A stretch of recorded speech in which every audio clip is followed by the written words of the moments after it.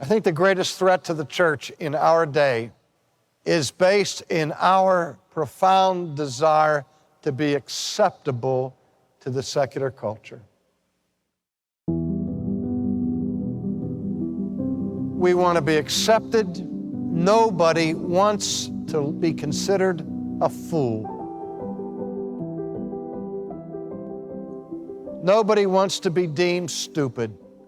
Beloved, I've spent my whole life in the academic world, and I know that the greatest moral weakness of Christian professors is their intimidation by the world for fear that they will be thought of being less than academically acceptable if they hold such positions as the inspiration of the Bible or the exclusiveness of Christ. These ideas that the world abhors. And so we wimp out.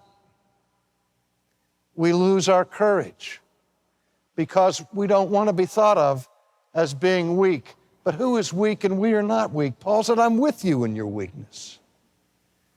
And the strength of God is greater than weakness. Right now, as I speak, one of the closest friends I've had in my entire life is on his deathbed. In our hopes, he was scheduled to be here this week. But it was not to be in the plan of God. And he is dying in faith. And he is dying in triumph. And he is dying in joy. But I remember just a little over a year ago when Jim Boyce and I were together alone, and he was looking at the landscape of the evangelical world, and he looked at me and he shook his head and he said, R.C., we're surrounded by wimps. I don't know how many times that's gone through my mind. And I say, oh God, don't let me be a wimp. Don't let me be a coward who runs when the world is hostile.